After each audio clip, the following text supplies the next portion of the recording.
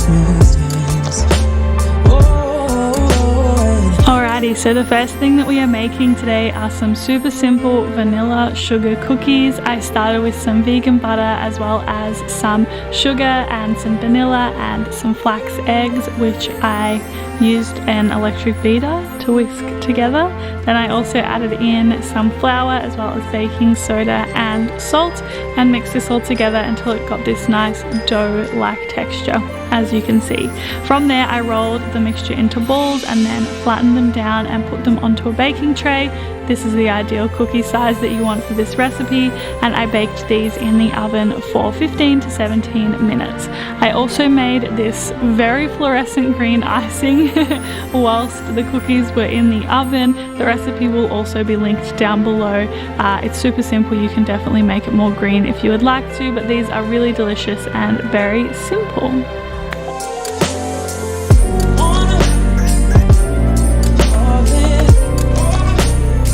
This toffee pudding is hands down one of my favorite recipes I have ever made, and I first of all started with some brown sugar, vegan butter, flax eggs and vanilla, and I mixed this all together until it was nice and smooth. I also added in some almond milk and then mixed this all together again until it was nice and smooth. From there I also then added in some flour as well as some baking powder and some salt, whisked it together till it was nice and smooth. And then I poured this into a bundt cake tin. You don't have to use this style of cake tin, you can use a different one that you have on hand, but I just really like the way that this looks and the way that it is presented.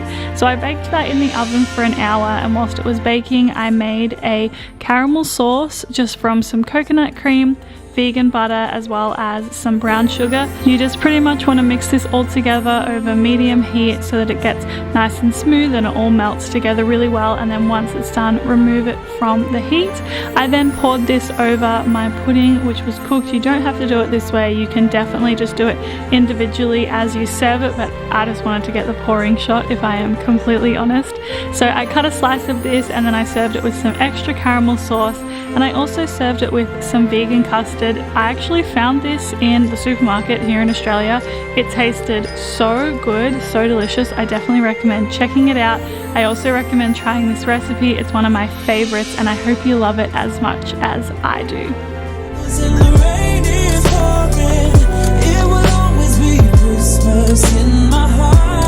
This recipe is so very simple, and it starts with some coconut condensed milk as well as some choc ripple biscuits. If you can't get these type of biscuits where you are, you can just get a different type of chocolate vegan biscuit or just a vegan biscuit and then add cacao powder to it if you would like to.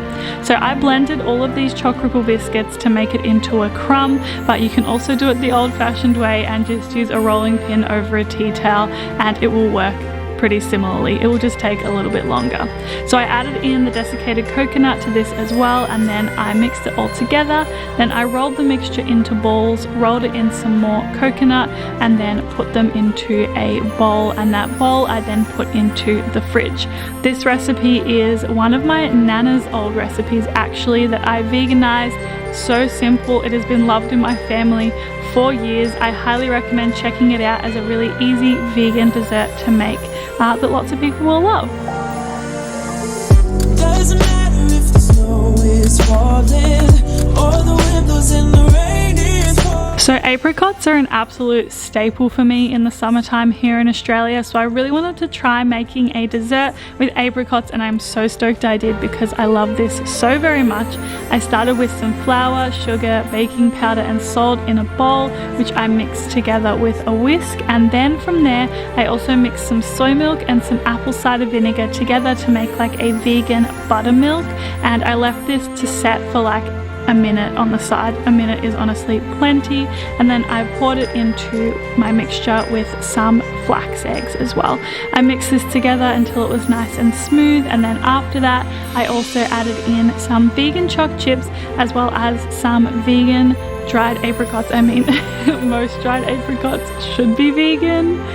But anyway, I mixed this together nice and well, and then I poured it into a lined baking tin. So this is kind of like banana bread minus the bananas, add chopped chips and apricots, and on the top I put some more vegan chopped chips as well as some fresh apricots which I had sliced up, and then from there I put this up in the oven to bake it for about an hour, or honestly just until a knife comes out clean, and then you will know that it is perfect. Once again, this is one of my favorite vegan dessert recipes I've ever made. I was so stoked with it. The loaf is kind of crispy on the outside but really soft and fresh on the inside. It is perfect served warm. You could serve it with almond butter, vegan butter. You could even serve it with some vegan custard. So delicious. I hope you love it as much as I did.